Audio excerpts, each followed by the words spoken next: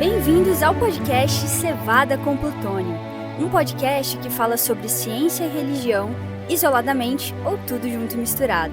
Mais uma vez, bem-vindos aqui ao nosso podcast Cevada com Plutônio, aquele podcast que tenta trazer sempre um tema diferente, um assunto diferente, mas um assunto que com certeza tem a ver com a criação, tem a ver com o dia a dia das pessoas, tem a ver com o nosso conhecimento e que para a gente possa crescer cada vez mais e mais. E dessa vez a gente trouxe novamente a doutora Rosângela e eu vou pedir aqui para ela se apresentar um pouco, dar aquela carteiradazinha básica para o nosso ouvinte saber quem ela é. Boa noite, é um prazer estar aqui mais uma vez, conversando com vocês. Rosângela Braz, bióloga, formada pela Universidade Federal do Mato Grosso do Sul. Fiz mestrado em Ciência do Solo, Microbiologia do Solo, na Unesp, de São Paulo. E depois eu fiz um doutorado em Ecologia Aplicada, trabalhei no Pantanal, pela USP. Na verdade, são duas entidades relacionadas à USP, né? Eu trabalhei num programa que faz intersecção entre o Centro de Energia Nuclear da Agricultura e a Escola Superior de Agricultura Luiz de Queiroz, Sena e Exalc.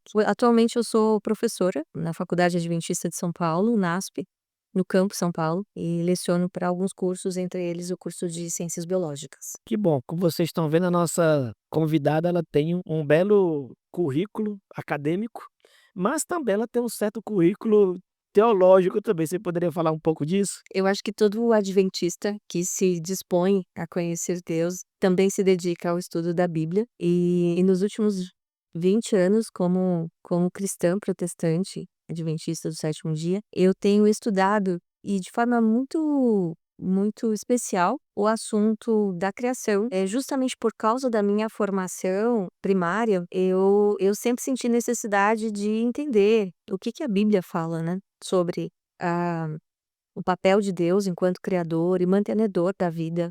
São assuntos muito necessários. Enxergar como é que o criacionismo se desenha na vida da gente, como é que ele atinge todas as áreas das nossas vidas e quais são as outras vozes da sociedade, as outras ideias que a sociedade tem sobre as nossas origens. Então a gente precisa estudar a Bíblia, tentar entender o máximo para a gente poder até repensar o nosso papel como cristãos nesse mundo. Bem, quando a gente vai na palavra de Deus, tá, nessa breve introdução, tá, a gente vê especialmente nos primeiros capítulos do livro de Gênesis, especialmente no capítulo 1, uma pegada bem forte nessa questão da criação. O programa de hoje, nós vamos abordar, digamos assim, o tema, a assinatura de Deus, vamos colocar assim, na criação. Mas mais do que falar da criação em si, o que é que a gente lê na natureza sobre Deus, sobre seu amor, sua misericórdia, né, sobre sua obra, não apenas para a criação, para as árvores, para os bichinhos, para os animais, para o próprio planeta, né, para essa geologia dele, mas também o que que a gente pode ler para nós como comunidade. Eu vou saltar um pouco um conceito que, digamos assim, eu imagino que é a página 1, né, de quem mexe com natureza e Bíblia, que é o nosso conceito cristão, que eu posso dizer que é um conceito bem amplo, tá? De que Deus ele está por trás de toda a criação foi feita para a sua honra e glória, foi feita em perfeição, tá certo? Então a gente entende que tem o dedo dele, tá certo? Existem algumas correntes e subcorrentes, né, da criação, mas em qualquer uma delas, por mais que haja um debate maior ou outro, você vai ter o cristão vai dizer que Deus está ali por trás, tá? Talvez mude os mecanismos de criação, tá? Eh, Algumas leituras vão dizer que é mais ou menos literal o texto bíblico, mas de toda maneira vão dizer que tem o dedo de Deus ali na criação, tá? A mão de Deus na criação e tal. Eu vou pular um pouco essa parte da criação, tá? E enquanto ato de generoso de Deus, nós adventistas somos, digamos, mais literalistas, né? A gente entende que a palavra de Deus reflete exatamente o que aconteceu, 7 dias literais, um poder tremendo, né, de ação rápida, de desenvolvimento rápido, de criação rápida, tá bom? Mas eu queria dar outra leitura, a gente só passa essa introdução, a gente também como cristão, a gente tem muito claramente a ideia de soberania de Deus sobre a criação, desse papel que Deus colocou para o homem e a mulher, lá no Jardim do Éden, para cuidar da sua criação, tá? Submetê-la à sua vontade, mas lembrando, a vontade de Deus é amor, cuidado e manutenção. Então, vamos desenvolver um pouco essa ideia também ao longo da conversa, mas essa ideia de submeter, né, a criação ao homem, significa submeter a um ser, lembrando a origem, um ser criado em perfeição, um ser criado em amor, um ser criado para cuidar. Uma comparação bem simplista que eu daria é o seguinte: quando eu cedo, quando eu empresto, por exemplo, o meu carro para um amigo meu dirigir, eu entendo que se aquele meu amigo é um cara responsável, um cara cuidadoso, eu entrego sem medo, porque eu sei que ele vai entregar o carro melhor do que recebeu de mim, tá. Então eu submeti meu carro ao meu amigo, mas eu entendo que aquele carro vai estar melhor entregue, a pessoa vai cuidar com muito carinho e muito cuidado, tá. Explicação rápida aqui, para a gente explicar também, que a gente pular um pouco essa parte, que um cristianismo básico entende que Deus criou, Deus cuida, Deus dá manutenção, também entende que Deus é soberano. Deus transferiu em algum momento essa soberania para o homem, que está numa posição, digamos, superior também, né, soberana e superior, essa posição. A gente também entende que houve a queda lá no Éden, quando Adão e Eva cometeram o pecado, né, fruto proibido, que foi desafiar o próprio Deus, e naquele desafio eles colocaram também a criação sob risco. Eles também, a degradação não apenas ficou com o casal, mas também se estendeu para aquele casal, né, para o primeiro casal de todos. Então, dando essa breve introdução, eu queria comentar um pouco, passar a palavra para a Rosângela, para a gente discutir o seguinte: Rosângela, eh, novamente, é um lugar comum dentro do cristianismo, eu até brinquei com ela antes de começar a gravação: se você se diz cristão e até agora não aceita que Deus criou o mundo, você não aceita que ele botou uma posição de soberania e amor, e você também não aceita que houve uma queda e que houve uma degradação, então é melhor voltar e começar de novo, porque esse é o princípio básico de cristianismo. Eu falo assim brincando, mas eu entendo que o meu público já considera isso como uma verdade, e quem não é cristão e esteja nos ouvindo, tudo bem, tranquilo, então você agora também minimamente já tem notícia, já tem uma referência dessas nossas crenças, e se sinta bem-vindo para concordar, mudar de ideia ou para discordar também, né. Mas eu queria partir a partir de senso comum. Então, Rosângela, eu queria te falar o seguinte: como é que eu posso trabalhar com a ideia que a natureza é uma das assinaturas de Deus? Eu gostaria que você desenvolvesse um pouco agora, a partir de agora, trabalhar esse contexto de a natureza como uma assinatura de Deus. Sabe, Edina, a gente, ao estudar a Bíblia, a teologia, ela até organiza a manifestação de Deus em revelações. E para os religiosos, as revelações diretas de Deus, através dos profetas, através da Bíblia e principalmente através de Jesus, elas são bastante óbvias. Mas existe um conceito em teologia que é a revelação geral, que é uma forma muito sutil, às vezes subjetiva, de Deus se mostrar para o ser humano. E o apóstolo Paulo vai dizer, eh, numa das suas cartas, que é justamente essa revelação geral, ou seja, o olhar atento de um ser humano, religioso ou não, para a natureza, faz com que esse ser humano enxergue Deus. Mesmo que a natureza, especialmente a natureza pós-pecado, uma natureza distorcida, essa natureza não revela o caráter de Deus da forma correta. É incapaz disso. Mas ainda hoje, passado tanto tempo depois que o ser humano começa a se afastar de Deus e as consequências chegam na natureza física, nas plantas, nos animais, nas águas, em todos os lugares, ainda hoje a gente consegue enxergar características divinas nessa natureza. Deus não é para nós, eu acho que é necessário dizer, mesmo que isso talvez seja consenso para muitos, mas para nós, cristãos protestantes, adventistas do sétimo dia, Deus não é a natureza, mas Deus, ao fazer a natureza, parece que foi emprestando alguns dos seus atributos, e é justamente isso que faz com que a gente olhe para a natureza e enxergue Deus, ou enxergue esses elementos de Deus que denunciam a bondade, a complexidade de Deus. Quem estuda a natureza, existem áreas da biologia, áreas da ecologia quantitativa, existem algumas áreas específicas que usam muito matemática.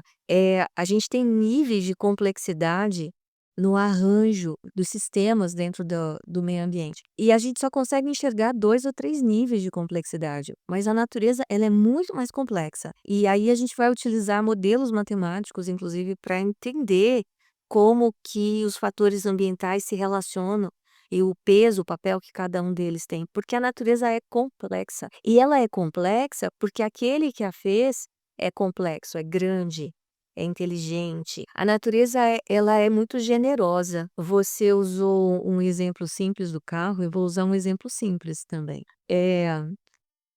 As águas dos oceanos, elas alimentam a atmosfera. Os ventos, circulação de ar, carrega essa umidade dos oceanos para os continentes. As águas dos oceanos chegam ao continente, e aí eu vou usar o Brasil, mas isso vai acontecer de diferentes formas em outros lugares do mundo.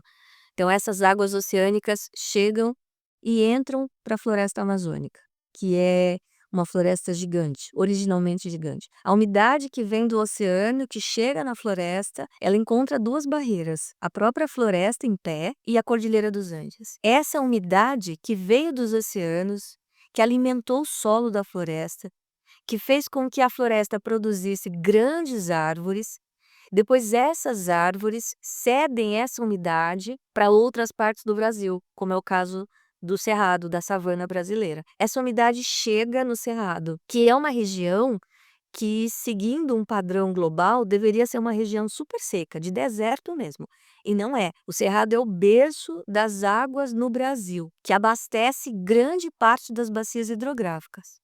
Então, a umidade que chega no Cerrado veio da Amazônia, a umidade que chegou à Amazônia veio dos oceanos. As águas do Cerrado vão abastecer os rios, vão manter o Cerrado super produtivo.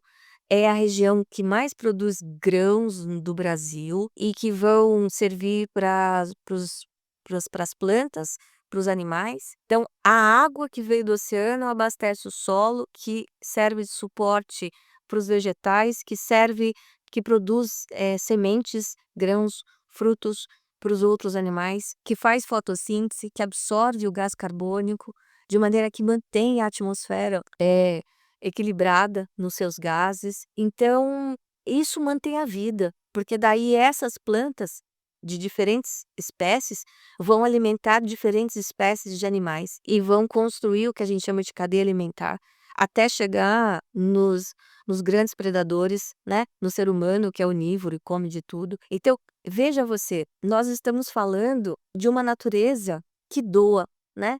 O oceano doou, a atmosfera doou, chegou no solo, o solo doou nutrientes, doou água, fez crescer as plantas que doaram sementes, que doaram alimento, que chegou aos animais. Os animais que consomem esses alimentos das plantas funcionam como dispersores de semente ou de outros frutos que acabam levando essas plantas para outro lugar. Quer dizer, é uma retribuição que os animais fazem pelo serviço que as plantas cumpriram. As plantas produzem o serviço da água e do solo cumpriram. E assim a natureza vai servindo. Então há um conceito no meio ambiente que são serviços ambientais, né, os serviços ecossistêmicos.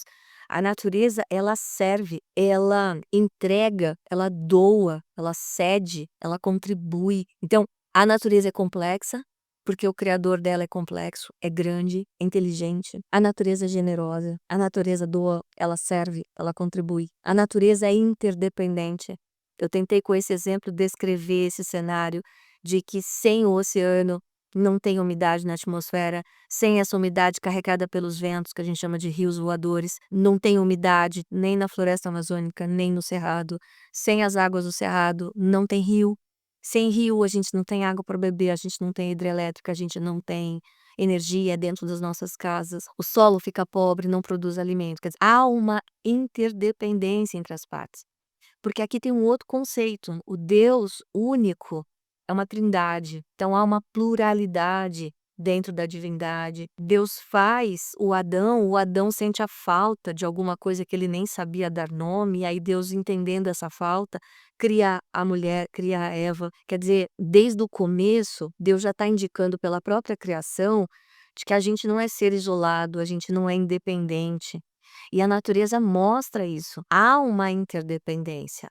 Todos dependemos de todos, em algum grau, em alguma medida. Então, para mim, esses atributos da natureza, eles mostram fragmentos do caráter amoroso de Deus. E isso, de novo, reforça o que você falou na introdução. Isso reforça por que é que a gente acredita em um Deus criador, né? Isso reforça essa nossa ideia de que o ser humano e todos os outros organismos são só utilizadores da natureza, porque o dono dela é quem a fez, e a gente enxerga esse que a fez por causa desses e de outros atributos, que eu só mencionei 2, 3 para a gente exemplificar. Eu acho interessante essa sua fala, porque, como é que eu vou dizer?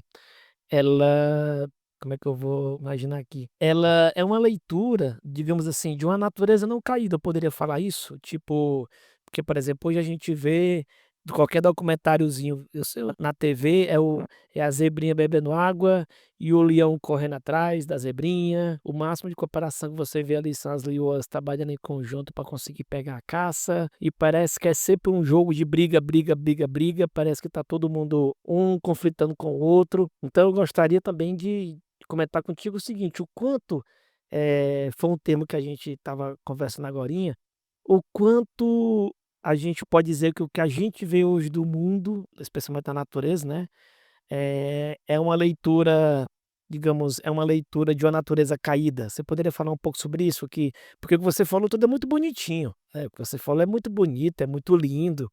Tá, alguma pessoa pode até achar que parece aquelas coisas, né, aquelas coisas esotéricas daquelas pessoas que é paz e amor e tal, né, mas não é bem isso que a gente vê na natureza. Então você podia comentar um pouco também sobre essa, porque tudo que você falou é muito bonito, todo mundo ajuda, ajuda, ajuda, né, que como você comentou, a gente não percebe, mas na entrelinha, a gente falou da assinatura de Deus, né, ali tem um ambiente muito produtivo, um ambiente muito sinérgico, muito construtivo, muito colaborativo, mas não é bem o que eu estou vendo na natureza, é isso mesmo? Então, eu acho que você tocou num ponto importantíssimo. Nós compreendemos que a natureza tornou-se imperfeita, como o ser humano tornou-se imperfeito, né? E aí, quando a gente estava começando a nossa conversa, você perguntou sobre esse saber bíblico que nós, né, que eu tenho e outras pessoas se dispõem a estudar também tem. Para nós, Gênesis 1, 2 e 3 sustentam todas as demais crenças que virão. Então, se a gente assume num primeiro momento que há um criador, que houve uma origem, que essa origem tem um propósito, a gente também entende que a raça humana ela é colocada em lugar de destaque. Há uma diferenciação da espécie humana para as outras espécies, mas essa diferenciação foi não só no aspecto físico, intelectual, mas uma diferenciação inclusive no aspecto de responsabilização. Aí aparece Gênesis 3 e Gênesis 3 ele vai começar a explicar tudo que a gente vai ver a partir daquele momento até hoje. Quer dizer, como é que essa natureza tão organizada, tão bonita, tão perfeita, vai se tornando cada vez mais adoecida, né? Porque a grande característica do afastamento de Deus é essa doença que leva para a morte. E quando a gente fala de doença e morte, eu não estou pensando só no literal, a doença em si e a morte em si. Mas existe todo um envenenamento das relações, existe todo um envenenamento da nossa visão de mundo, né, do nosso papel nesse lugar e tudo mais. Então, quando o ser humano lá em Gênesis 3 se afasta de Deus, ele abre caminho para ele mesmo e para todos os outros seres vivos e o planeta em si, para esse adoecimento. Então vamos pensar na natureza adoecida. A mesma natureza que eu descrevi tendo características de Deus, ainda tendo características de Deus, é uma natureza violenta em seus momentos. Então vamos lá.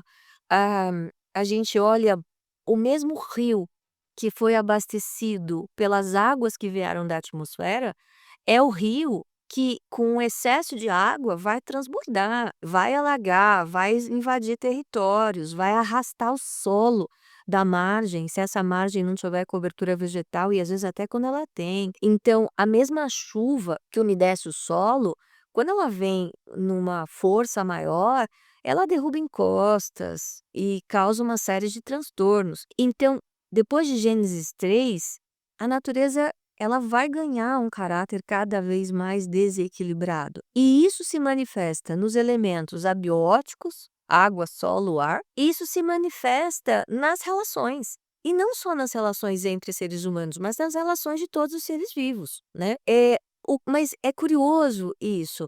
Quando você falou dos documentários, da zebrinha tomando água até que um leão apareça, parece que também existe nas pessoas, de maneira geral, especialmente as que não trabalham com o meio ambiente, parece que existe uma disposição, a gente produz conteúdo e a gente consome conteúdo que mostra uma violência que a gente carrega. Então, quais são os documentários que mais se produz? As aranhas venenosas, as cobras venenosas. 5% das cobras têm veneno. 95% das cobras que existem, das espécies conhecidas, não têm veneno. Mas 5% tem. E aí, a gente faz documentário dos 5%.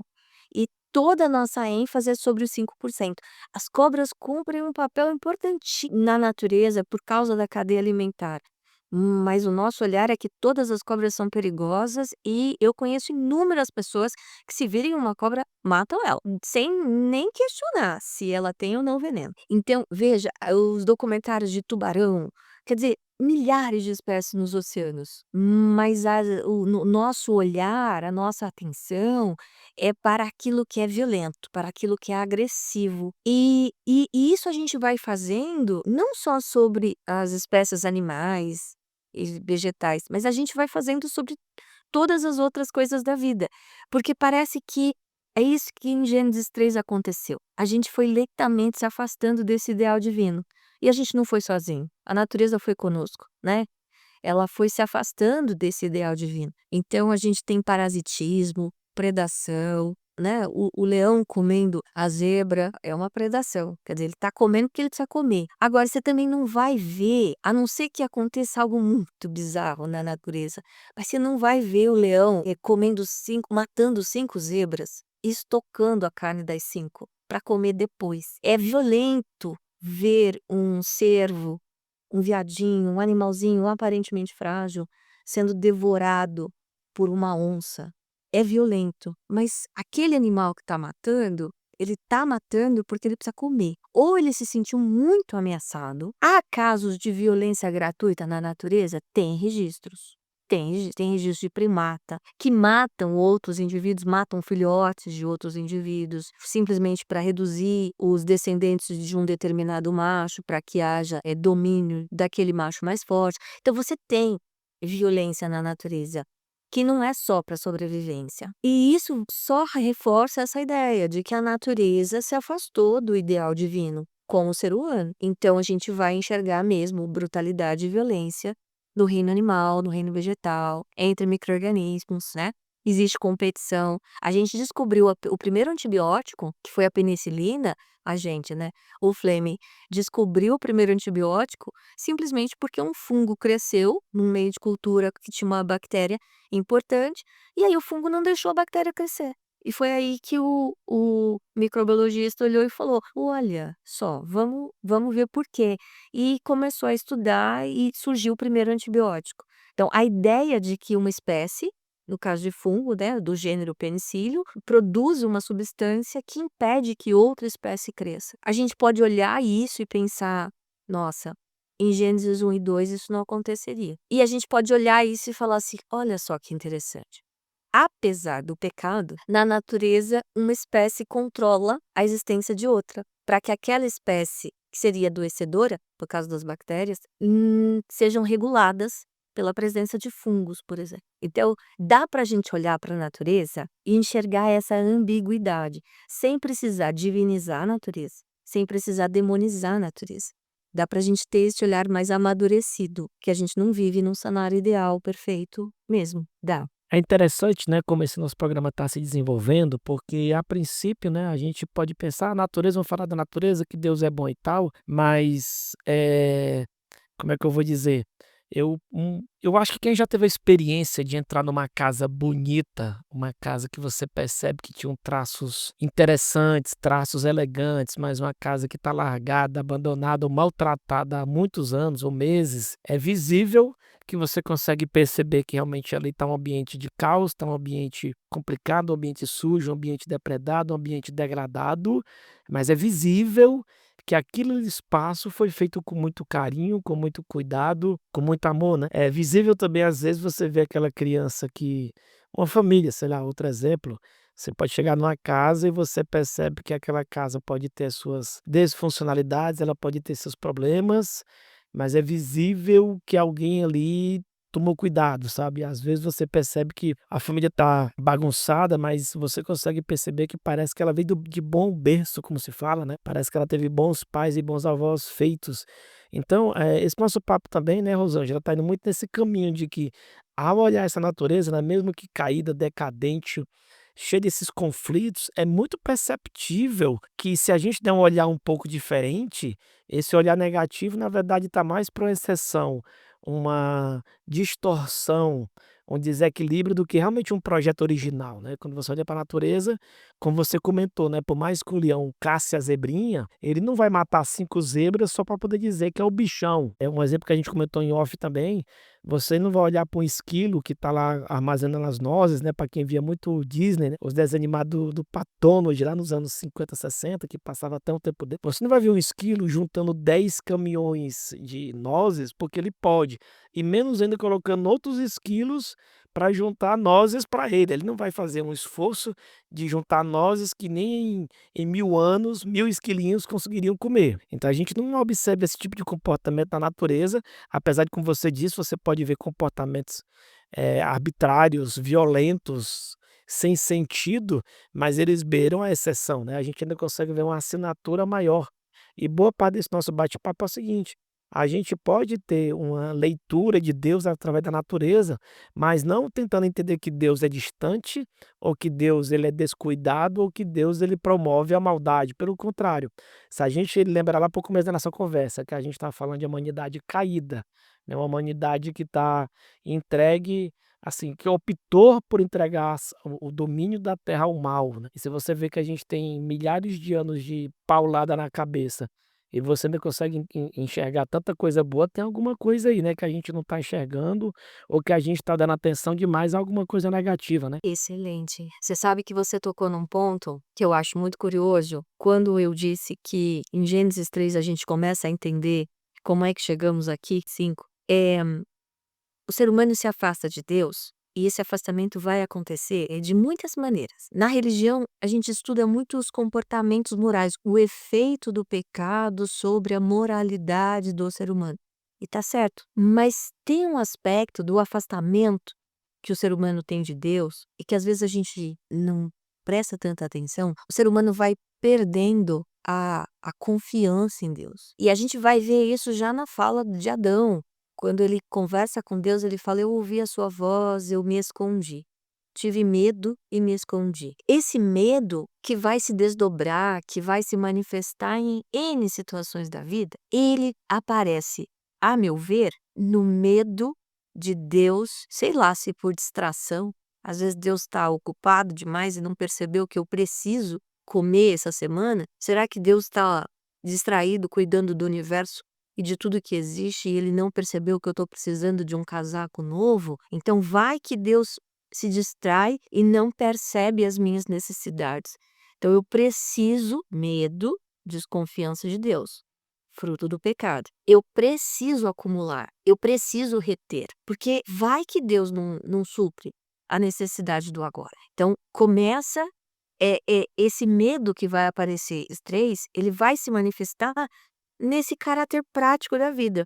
E sabe por que que eu estou falando isso? Foi justamente pela sua fala do esquilo acumulando as nozes. Tem um comportamento que eu adoro e que a gente encontra em qualquer, material de ecologia. A cutia é um animal tipicamente brasileiro. Muita gente que não mora nos grandes centros deve ter visto ou já ouviu falar em cutia. É um roedorzinho relativamente grande, assim, de médio porte. E a cutia, ela tem um comportamento que eu acho um barato. Ela se alimenta, de semente de castanhas, ela quebra a castanha, e aí ela come uma parte daquilo, e depois ela enterra. Alguns autores vão dizer que ela enterra para ela buscar a castanha depois, só que ela esquece onde ela enterrou. Com isso, a cutia faz uma dispersão de semente. Só que mais do que isso, ela quebra a castanha. Então, e se ela não fizesse a quebra da castanha, porque ela tem dentes fortes, a semente não ia ficar exposta. Ela não ia germinar, a planta não ia nascer. Então, ela se alimenta de parte daquilo, da semente. Ela planta a outra parte, ela vai embora.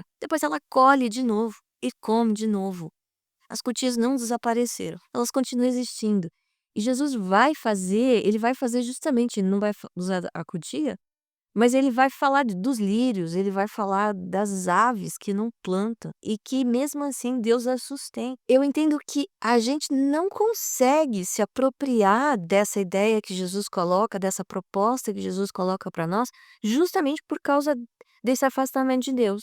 A gente está tão distante dessa certeza de que Deus cuida, que a gente precisa acumular o máximo que a gente puder de coisas, né, não só alimento, mas de coisas, para suprir essa falta, para suprir essa carência. E eu acho que nesse movimento, a humanidade, ela vai caminhando para um lugar muito perigoso, porque daí essa carência, que é muito mais espiritual do que a gente imagina, ela leva a gente para uma busca desenfreada para o materialismo. Quer dizer, eu quero suprir a falta que Deus me faz e que eu nem sequer consigo perceber que é Deus que está faltando, consumindo o máximo de coisas que eu puder, entende? E ao fazer isso, eu vou buscar esse suprimento nos recursos da natureza, mesmo que eu comece, inclusive, a exaurir esses recursos da natureza. Quer dizer, não me importa, conquanto que eu continue com essa sensação de satisfação, que passa e depois eu preciso consumir mais, e passa e eu consumo mais, porque o buraco, o vazio, o incômodo é permanente, uma vez que a gente está afastado de Deus. A gente sabe que a teoria científica da evolução que iniciou lá, não iniciou com Darwin apenas, a gente sabe que tem outros cientistas também que trabalhavam na época conceitos parecidos, né, mas ele foi o nome que mais se destacou, né, por várias razões. Mas a gente sabe que essa teoria, não só essa, né, você tinha a construção de estabelecimento de estados nacionais, ali no século XIX, você tinha a Revolução Industrial, você tinha revoluções sociais, como foi o caso da francesa, que tinha sido bem recente. Então, meio que a gente tinha vários movimentos na sociedade, seja na economia, seja na política, seja na própria religião. Lembrando que na Revolução Francesa também, né, houve questionamento da fé e das instituições. Então, naquela mesma época, houve várias ações que foram, digamos assim, colocando o homem mais para cima, né, colocando o homem mais acima nessa, digamos, nessa cadeia, né, nessa cadeia da vida planetária, das ações, né. Por exemplo, a questão de ser rico ou pobre não tinha mais a ver com predestinação, era uma questão do seu esforço, da sua sagacidade. A questão de o poder político não cabia mais apenas a um direcionamento da divindade, né. Deus não era apenas mais a questão do eleito. Você também tinha a Revolução Americana, a Revolução Francesa, você tinha, pessoas começando a entender que sim, qualquer pessoa pode começar a ocupar espaços de poder, então você tinha, né, o homem em várias esferas sendo colocado, catapultado para cima. Puxando por causa da biologia, já que a gente tá falando de natureza, né, você tem o evolucionismo, tá certo?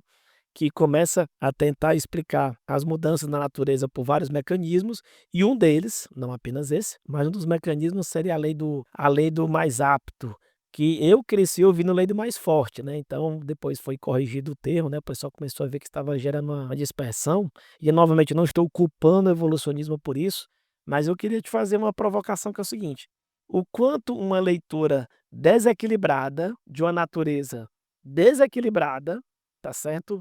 Trouxe uma visão de mundo que transbordou para nossa sociedade. Lembre-se, eu falei de religião, mudanças na religião, mudanças na política, mas quanto também as mudanças na leitura, novamente, a leitura desequilibrada, de uma natureza desequilibrada, trouxe visões erráticas, erradas para dentro do nosso dia a dia da sociedade. Falando um pouco mais sobre isso, por exemplo, eu não sou de biologia, tá, gente? Eu sou de informática, mas eu lembro quando você vai estudar biologia, que os caras colocam aquelas pirâmides biológicas, eu acho que o nome é esse, não sei qual é, que tem lá embaixo a graminha, aí tem o herbívorozinho comendo embaixo, aí tem a vaquinha, aí tem o leão, aí tem a onça, enfim, você acaba até nas ilustrações que a gente teve acesso, você coloca aquela pirâmide, né, por exemplo, puxa, o predador tá lá em cima, ele é o alfa, ele é o cara que que domina, ele é o predador, ele é o que domina, e que está lá embaixo é comida para quem está em cima, por exemplo, né. Então a gente tem algumas leituras, como eu comentei, erráticas, né, sobre a natureza, que acabaram sendo levadas de maneira, digamos, errada também para dentro da sociedade, para justificar essa história, né. Então, se você for nesses cursos de coach de economia, claro que não estou falando que são todos, tá, mas é muito comum nesse meio empresarial: "Ah, quem não é predador é vítima, você tem que ser leão, você não tem que ser ovelha, você não tem que ser um pombo, você tem que ser uma águia". Então esse discurso muito belicoso é trazido também para a esfera humana e infelizmente eu já vi até dentro de igreja esse discurso. "Ah não, porque o cristão tem que ser o cabeça, o cristão nasceu para ser o guerreiro, o leão e não para ser ovelhinha", eu já ouvi coisa do gênero, tá. Então voltando, o quanto é importante a gente, o quanto você acha que essa leitura errática da natureza, também trouxe, coisas não legais, coisas ruins aqui para o nosso dia a dia? Você sabe que ao destacar a Revolução Francesa, né, e como que, de fato o evolucionismo ele vai ganhar um contorno mais definido, porque o Darwin vai escrever o livro, né, mas muito tempo antes dele, assim, já haviam várias propostas de vários ambientalistas tentando explicar a origem sem depender da religião, a origem dos seres vivos do planeta sem depender da religião. Mas eu me enxergo o desequilíbrio em todas as eras, né. Deixa eu só pontuar para não delongar a resposta à minha fala. A gente olha para a relação entre homens e mulheres, historicamente, essa relação é desequilibrada. E aí Deus cria, Gênesis 2, o homem e a mulher, deixando muito claro que os 2 têm o mesmo grau de importância, ainda que eles não sejam iguais, e não é para ser mesmo. Deus não faz para ser igual, senão ele tinha feito outro Adão, e eram 2 coleguinhas. Então, Deus cria, o primeiro casal, deixando claro que eles têm não só os mesmos potenciais, as mesmas autonomias, quer dizer, não era para ser competitivo, né, entre homens e mulheres, não era para a gente ficar disputando nós versus eles. E historicamente sempre foi assim. E o grupo mais forte, fisicamente mais forte, se impôs, ponto. E ficou assim, desequilíbrio. Aí você vai ver desequilíbrio entre os povos, né? Então, a própria Bíblia vai relatar, né, povos maiores, com maior poderio bélico para aquela época, dominando povos menores, sendo injusto. E aí você vai vendo o desequilíbrio. E esse desequilíbrio nos acompanha. Eu acho que é uma das grandes características que o pecado provocou no ser humano, seja ele qual for, em qualquer época que ele viveu, a grande marca é o desequilíbrio. Quando a gente olha para a Idade Média, a religião foi usada da forma mais perversa possível. O cristianismo foi usado da forma mais perversa, por puro desequilíbrio, né. Então, houve um excesso de domínio de um grupo pequeno sobre um grupo maior. E esse domínio era financeiro, ele era intelectual, ele era social, quer dizer, desequilíbrio. Então, o desequilíbrio não é uma novidade do século XX, do século XXI. Ele só ganhou outros contornos, ele só vai ganhar outras faces, mas o desequilíbrio vem conosco desde Gênesis 3. Aí esse desequilíbrio agora, ele vai chegar ou hipervalorizando a natureza, então Deus não existe, a natureza é Deus, vamos adorar a natureza. E aí você vai ter Mãe Terra, né, uma série de propostas, Gaia, né, então tem todo esse olhar mítico para a natureza. Desequilíbrio, porque nós somos responsáveis, nós somos cuidadores, nós devemos ser responsáveis e cuidadores, mas a gente sabe manter em perspectiva o que é a natureza e a que ela serve. Aí a gente tem uma outra postura, que é a postura da hiperexploração, da indiferença para a natureza. Tá bom, esse desequilíbrio, até agora eu estou falando da relação homem-natureza. Agora ele vai chegar na relação homem-homem, ser humano versus ser humano. Porque além da diferença de gênero, que é histórica, o ser humano ele vai começar a contornar, ele vai começar a dirigir a sua sociedade por esse olhar evolucionista. Então, alguns autores vão chamar de evolucionismo social. E aí vão dizer que muitas das políticas públicas que se tomou em alguns países, higienismo, de raça, foram norteadas por essa visão evolucionista, né. Então quando você olha, por exemplo, agora tá voltando, infelizmente, em vários lugares parece que as pessoas estão aderindo à ideia do nazismo, mas uma das premissas era eliminar, literalmente, pessoas com deficiência, qualquer deficiência que fosse. Por quê? Por trás dessa mentalidade, vamos eliminar quem tem uma deficiência na perna, quem tem um problema de visão, quem tem uma fragilidade. Por trás dessa postura tão violenta e tão oposta a Deus, existe esse olhar, essa crença, essa mentalidade de superioridade de alguns sobre outros. E é isso que o evolucionismo social faz, né? Ele vai eh, moldando a mentalidade das pessoas de maneira que elas, se não fazem parte do grupo mais admirável, elas querem, fazem de tudo para fazer parte ou para se camuflar, porque vai ficando proibido a cor de pele, a forma do nariz, o cabelo, vai ficando proibido. Aquilo que Deus cria, e Deus disse: haja diversidade de vida, né. Você sabe que uma vez eu estava no Pantanal, durante o doutorado, e era um final de tarde, e eu não sei quantos aqui conhecem o Pantanal, eu estava no Pantanal da Inhacolândia, que é um dos pantanais mais preservados, assim, e na minha opinião, o mais bonito. Eu estava numa lagoa, eu fazia coleta de gases de efeito estufa em água, e a gente estava esperando o intervalo entre as coletas, então eu estava parada observando as aves que estavam empoleirando. Elas fazem muito barulho de manhã, assim, 5 da manhã, quando elas estão despertando e saindo, e no final da tarde, quando elas começam a empoleirar. Em dado momento, eu estava olhando uma palmeira, era uma árvore relativamente grande, o Pantanal não tem árvores tão altas quanto, por exemplo, Mata Atlântica, e aí eu estava reparando que havia pelo menos umas 3 ou 4 espécies numa única árvore. E eu fiquei olhando e eu achei aquilo bem bonito, mas em dado momento eu pensei assim: se essa árvore fosse determinado shopping em São Paulo, onde eu moro, nem todas as aves poderiam entrar ali. Porque às vezes não é proibido entrar, mas as aves de bico longo, como o tucano, ou as aves muito coloridas, como as araras vermelhas, elas ficariam tão constrangidas daquele não ser o lugar delas, que elas não ocupariam aquele espaço. Então,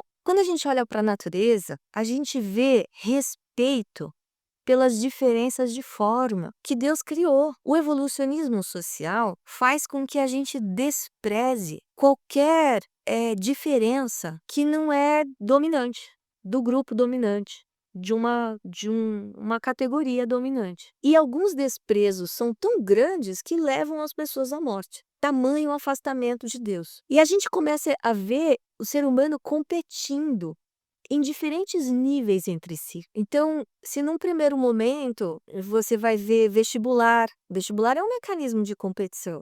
Ah, estamos competindo para ver quais são os que têm maior conhecimento, né? Tá bom, concurso público para carreira pública, funcionário público aqui no Brasil é bem estabelecido isso, em outros países não é, mas a gente tá vendo, é uma competição também. E aí a gente começa a ver competições de outra natureza. Quem canta melhor? Uma competição. Quem é mais bonito? Sobre quais critérios?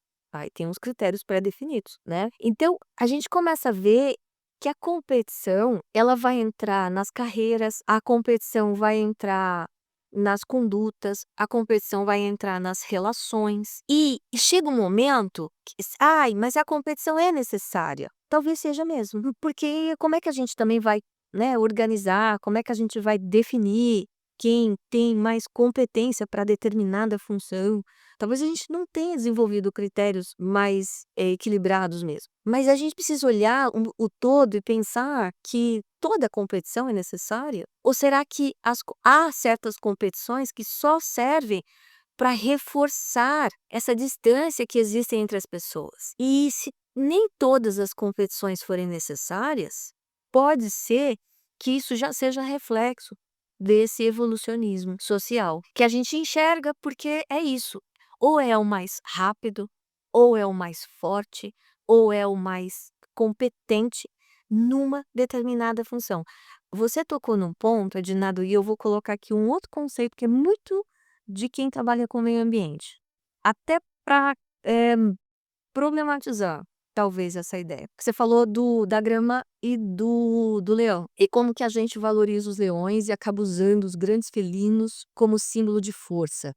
como símbolo de admiração. Você sabe que a gente tem um conceito em ecologia que são organismos especialistas e organismos generalistas. Os generalistas são aqueles que são muito pouco exigentes. Quanto mais generalista uma espécie é, menos exigente ela é. Ela se adapta, ela é versátil, ela tem uma gama maior de nutrientes que ela pode absorver. Quando é um animal que se alimenta de outro, ele tem uma coleção de presas que ele pode, então se acaba uma, ele tem outra para utilizar. São animais que desenvolvem mecanismos de sobrevivência. Portanto, quando acontece uma modificação no ambiente, choveu demais, esfriou demais, esquentou demais, houve alguma grande tempestade, arrasou o lugar. Em geral, os que sobrevivem e recolonizam, recomeçam aquele ambiente, são os generalistas. Os especialistas, eles são os mais eficientes, mas eles são os mais frágeis. Quando a gente olha para os predadores de topo de cadeia, eles não são necessariamente os mais frágeis, eles são os muito especializados. Mas eles também se tornam, por exemplo, mudanças climáticas que estão modificando o ambiente, eles se tornam mais vulneráveis. Eles estão entre os grupos que sofrerão muito por causa das modificações que a gente está provocando devido às mudanças climáticas. Os especialistas, esses que estão no topo das cadeias alimentares e que a gente admira tanto por causa da eficiência deles. Então veja, a natureza ela desmente muito dessa visão de mundo que a gente vai construindo pra gente só para alimentar um pouco da nossa vaidade. Rosângela, a gente está chegando aqui no fim do nosso programa e eu gostaria que você deixasse as palavras finais, tá certo? Se você tiver alguma passagem bíblica, algum texto, alguma ideia de algum pensador, de algum teólogo, para a gente ir para esse encerramento, tá? Minhas palavras finais seriam, deixando bem claro que aqui não a ideia desse programa aqui hoje é a gente começar a perceber que a nossa leitura, como a gente lê a natureza também é uma revelação de Deus, falamos sobre isso também é um lugar comum dentro da teologia, mas é importante a gente começar a ler essa natureza, tá bom? E usar os princípios positivos que estão ali encontrados, tá? Então a minha palavra final, minha mensagem final é essa, né, que a gente vê muito discurso que definitivamente não é a natureza que revela, pelo menos não é a natureza lá original, tá? E eu queria deixar a palavra final aqui com a Rosângela, para ela deixar alguma meditação, alguma palavra de reflexão, tá? Se de alguma passagem bíblica que tem a ver com o tema, para a gente poder se despedir aqui do nosso programa de hoje. Muito bem, eu quero primeiro agradecer o convite, mais uma vez, dizer que esse assunto me empolga e que eu acho que ele se desdobra de muitas formas, de muitas camadas, então é um assunto que vale a pena a gente pensar, estudar, questionar, discordar, eh, a gente precisa avaliar a forma como a gente vive, e os impactos que a gente causa na natureza, porque esses impactos voltarão para nós. Nós acreditamos que um dia essa terra vai ser refeita, mas até que isso aconteça, a gente vive aqui e as escolhas que a gente faz para a gente vão impactar não só as nossas vidas, mas as vidas de outras pessoas, a vida de outras espécies. Então, é necessário que a gente ganhe mais consciência, né, de como a gente está vivendo. Se a gente está sendo guiado por uma filosofia cristã, se a gente está sendo guiado por princípios bíblicos, ou se a forma como a gente está vivendo, as escolhas que a gente está fazendo, no cotidiano mesmo, se essas escolhas elas estão sendo influenciadas por uma mentalidade antibíblica. Ainda que a gente admita as verdades bíblicas sobre a criação, talvez muitas vezes, pelas nossas escolhas, a gente acaba contradizendo as nossas crenças. Você pediu que eu citasse alguém que eu gosto. E eu gosto de um provérbio que Salomão escreveu há tanto tempo atrás e que para mim faz muito sentido nos dias de hoje. No capítulo 12, no versículo 10, Salomão vai dizer: o justo tem consideração pela vida dos seus animais, mas o coração dos ímpios é cruel. Existem crueldades observáveis, existem justiças observáveis, mas também existe uma vida justa que não é tão visível. Eu acho que a nossa postura, as nossas consciências ambientais, a nossa disposição em consumir menos, em reciclar, a nossa disposição em selecionar melhor os produtos, em observar quais são as empresas, como que agem as empresas que produzem aquilo que nós queremos consumir. Fazer esse tipo de análise, que é trabalhosa, toma tempo mesmo, denuncia um tipo de justiça, um tipo de comprometimento que nós, os criacionistas, temos que ter com a natureza que não nos pertence. Então, é até uma forma de reconhecimento de que a natureza não é nossa, que nós somos responsáveis por ela. Por outro lado, também tem uma forma de crueldade não visível. Então, quando a gente vive de forma irresponsável, sem levar em consideração como que a nossa vida impacta o ambiente e as outras espécies, isso mostra que há uma certa crueldade que ainda precisa ser superada nos nossos corações, nós, os cristãos, praticantes, e no coração de outras pessoas que talvez não enxerguem o mundo como nós. Então, pensemos nas palavras de Salomão. A forma como a gente vive também diz sobre a nossa justiça e a necessidade de termos ela. E se não a tivermos, nós temos a quem pedir. Que Deus nos ajude a nos tornarmos cada vez mais justos, que essa justiça chegue, inclusive na nossa relação com a natureza. Agradecemos mais uma vez aqui a Rosângela pela sua participação, que foi muito interessante.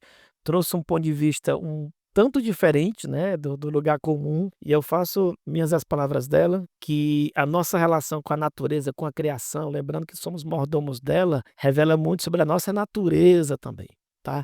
Então, que a gente possa, não estamos aqui sendo, né, como ela já comentou, não é aquele ambientalismo, talvez muito romantizado, né, com outras características que a gente às vezes não é bem a nossa leitura, mas sim, um ambientalismo cristão, digamos assim, um respeito, porque aquilo ali é obra de Deus, assim como a gente tem que tomar cuidado com o nosso próprio corpo, né, com as nossas palavras, com a nossa relação com o outro, a nossa relação com a criação, né, que nos foi submetida, né, até hoje, mesmo com o mundo caído, é a espécie que realmente tem a maior capacidade nós somos as formas de vida como grande capacidade de impacto sobre outras, né, que a gente use com muita responsabilidade. Mais uma vez agradeço a Rosângela pela sua presença e convido todos a estarem nos nossos próximos programas e que também, lembrando, nós teremos o nosso Congresso de Cientistas Adventistas lá no Centro Universitário Adventista de São Paulo, em outubro de 2025.